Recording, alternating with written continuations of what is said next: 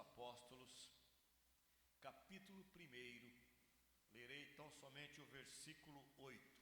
Atos dos Apóstolos, capítulo 1, versículo 8.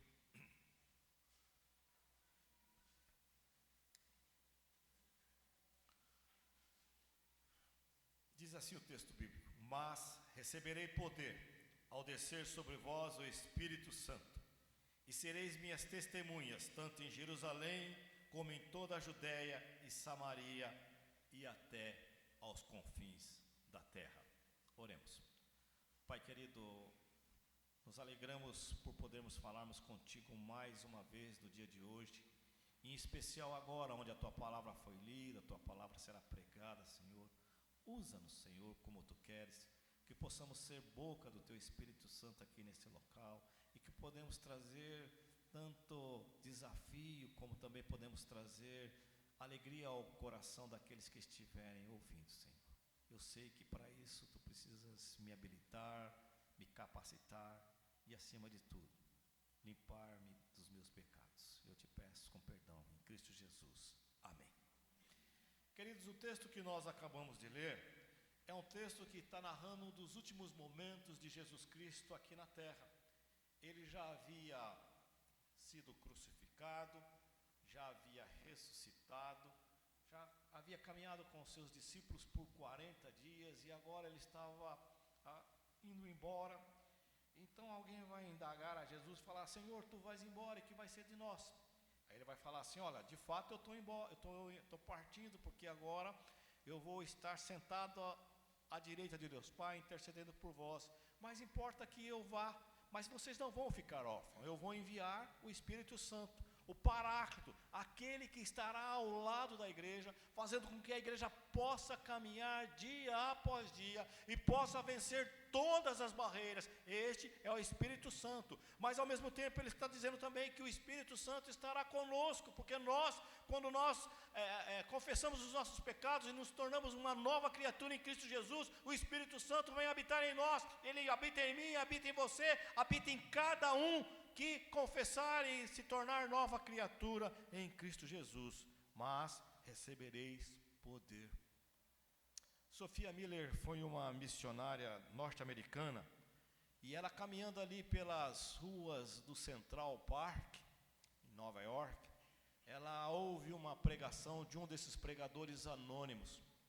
E ela, naquele momento que ela ouve essa pregação, então ela é levada pelo Espírito Santo a se arrepender, a pedir perdão dos seus pecados, torna-se uma nova criatura em Cristo Jesus. Ela então vai se preparar para ir para ser missionária, e ela vai estudar na escola de missões. Quando ela termina o curso, a missão norte-americana vai encaminhá-la para ser missionária na Colômbia. Certo dia, Sophia Miller estava descendo o rio Yansan, que é um dos afluentes do Rio Negro, e quando ela percebe ali nas suas anotações, ela percebe que ela já estava em terras brasileiras, porque ali, Venezuela, Colômbia, Brasil, ali na floresta amazônica, é muito difícil delinear quem é quem ali, né? Mas ela já sabia que ela, de fato, já estava em terras brasileiras. Mas também ela sabia que, olhando ali as suas anotações, muito próximo ali havia uma tribo indígena.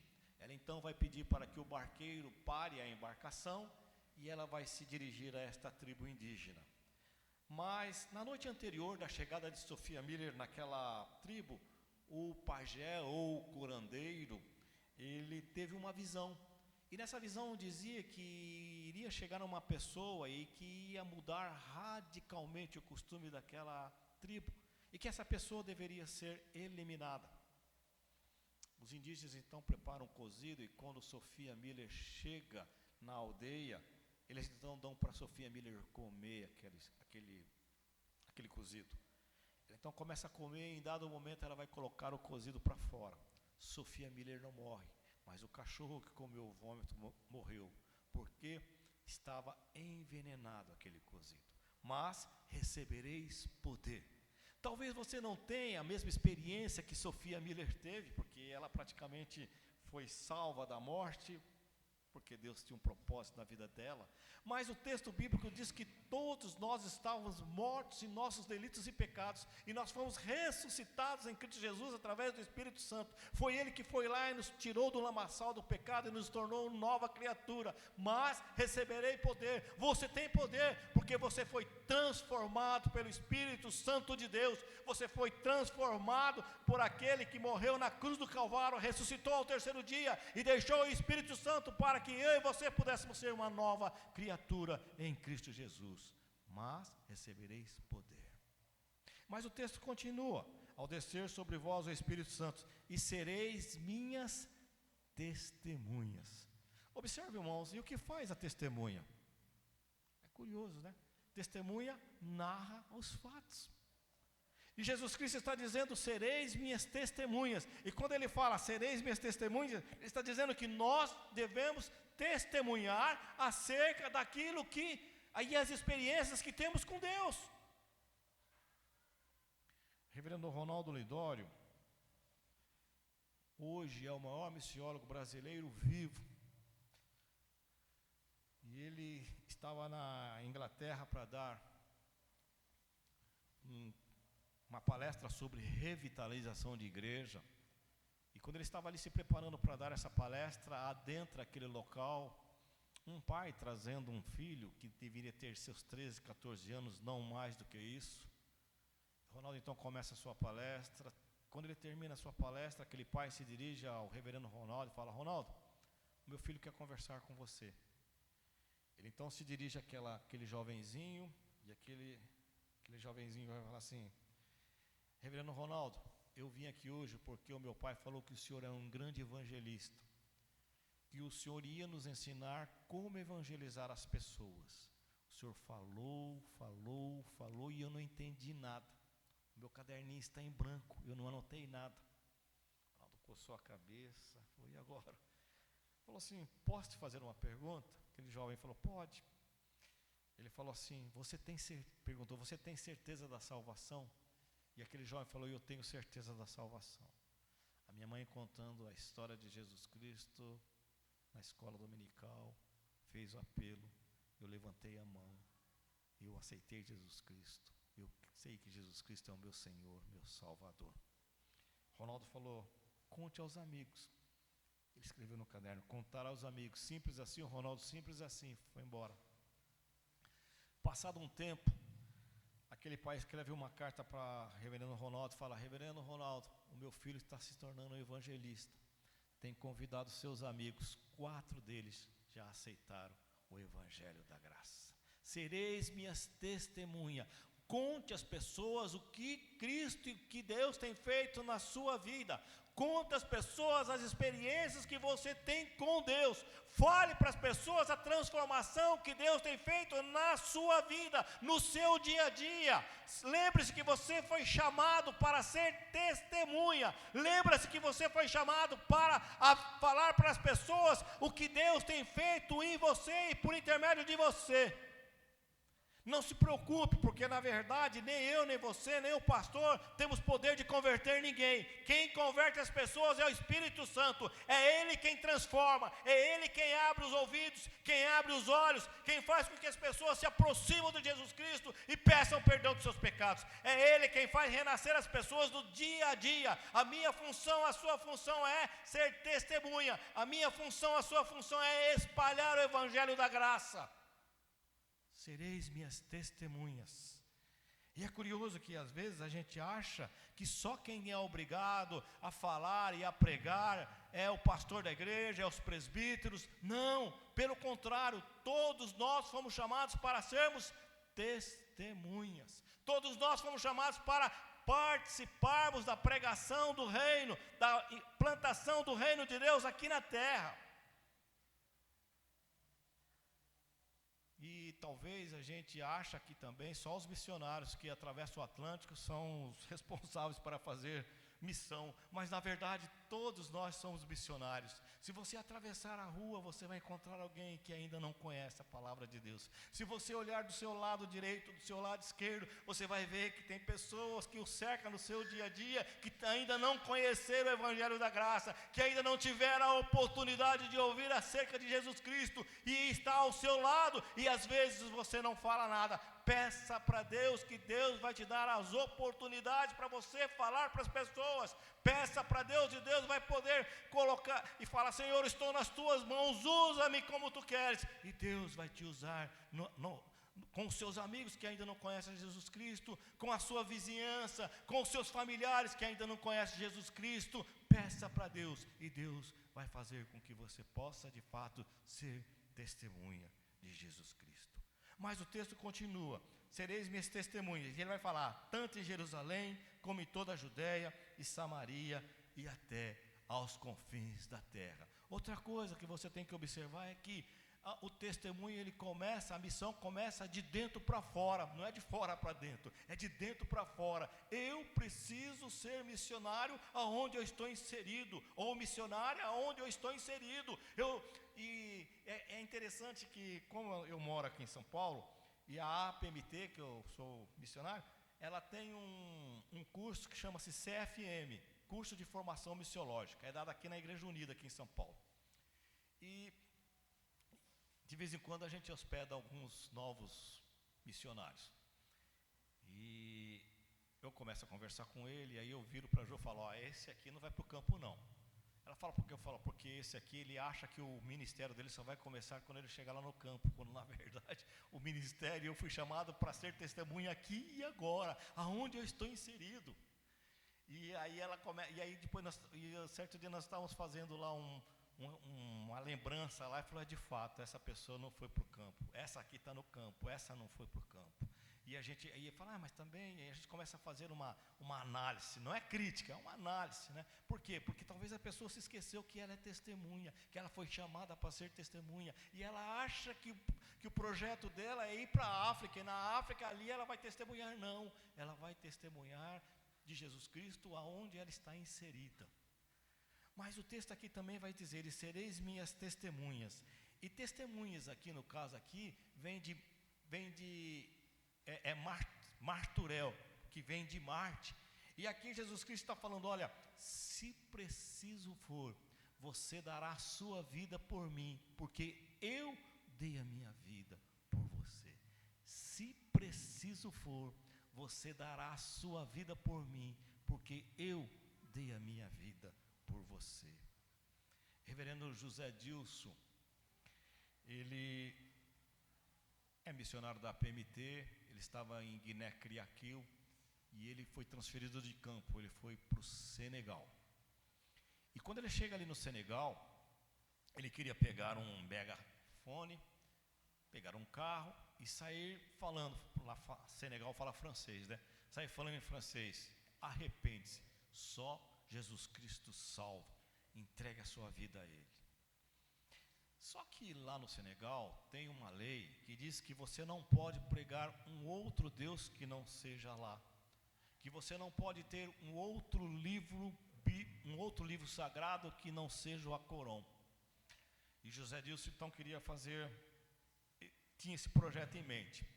Os outros missionários que já estão lá há mais tempo falou: José, esse seu projeto é muito nobre, só tem um problema: você não vai chegar na esquina de baixo e você vai ser preso e vai ser decapitado, não tenha dúvida disso.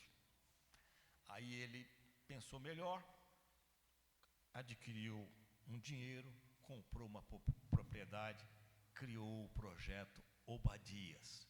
E o que era o projeto Obadias? O projeto Obadias era tirar crianças de rua, dar uma alimentação, dar reforço escolar e ensinar aula de informática, para que quando aquela criança crescesse pudesse ter uma profissão. Ótimo, até aí estava maravilha. Nesse projeto tinha lá um jovem que não deveria estar lá, porque a idade já não permitia mais, mas como ele não tinha lugar para ir, então ele praticamente vivia ali, se alimentava, enfim, dormia ali, tudo. Certo dia o pai desse jovem veio visitar o projeto, E ele chega lá, se alegra com aquele projeto, fala: olha, vou levar meu filho para passar o final de semana em casa, segunda-feira ele volta. O José Dilson falou: pode levar, ele é seu filho, né? Não tem problema nenhum.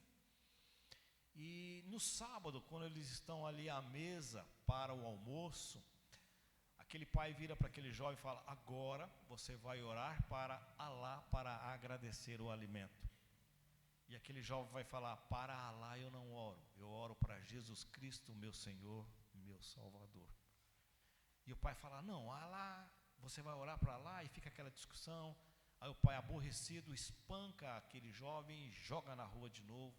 Não satisfeito com isso, na segunda-feira ele vai e denuncia José Dilson às autoridades.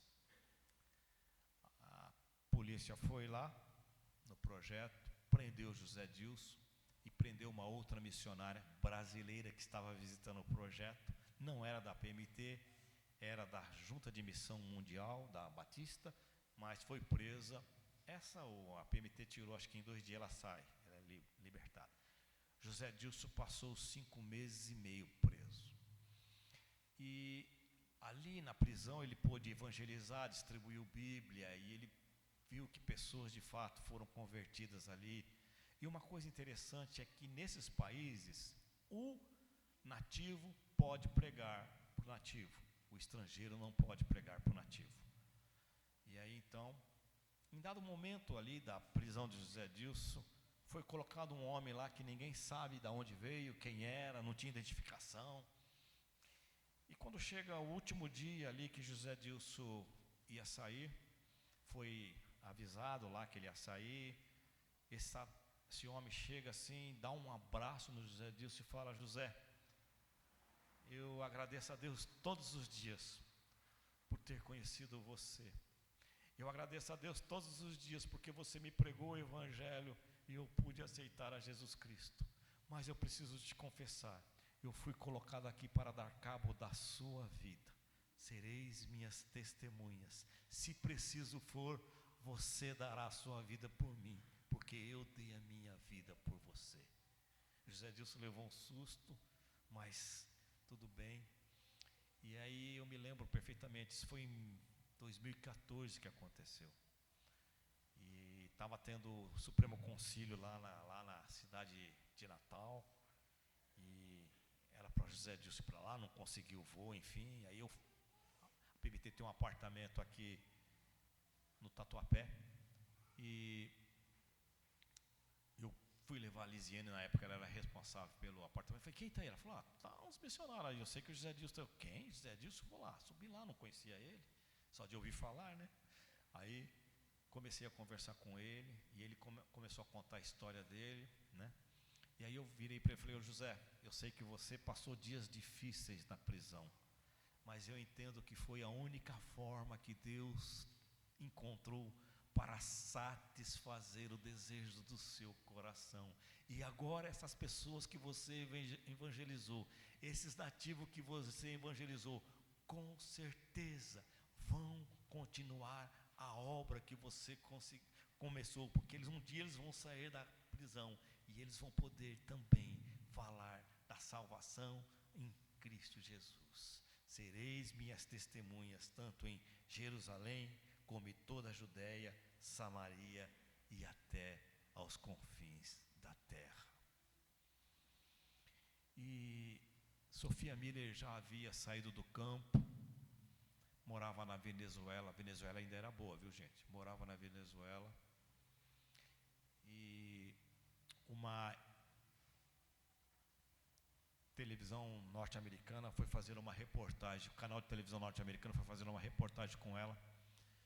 E em dado momento o repórter vira para ela e fala assim: Sofia Miller, como deu o seu chamado? E ela vai falar: eu não tive um chamado, eu recebi uma ordem e fui. Sereis minhas testemunhas. Eu recebi uma ordem e fui. Que você nessa noite possa fazer uma reflexão. Você tem sido testemunhas de Jesus Cristo? Você tem se colocado na disposição de Deus e falado: Senhor, usa-me como tu queres. Senhor, que de fato eu possa glorificar o teu nome. que de fato eu posso viver para a tua glória e que tu possa se alegrar com o meu viver diário.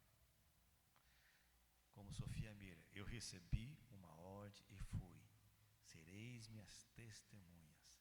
Deus está te convidando através de Jesus Cristo para ser testemunha dele. Seja testemunha. Conte as experiências que você tem com Deus. Se você não tem experiência, peça para Deus e Ele vai te dar.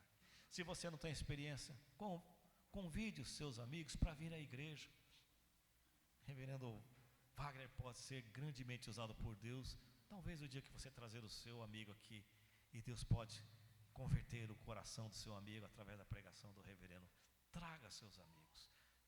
Não se preocupe. Deixa que o Espírito Santo é quem vai agir. É o Espírito Santo quem vai transformar os corações. É o Espírito Santo que vai fazer com que as pessoas possam se tornar nova criatura em Cristo Jesus. A minha função, a sua função é de sermos testemunhas da graça de Cristo Jesus. Simples assim. Que Deus nos abençoe. Amém.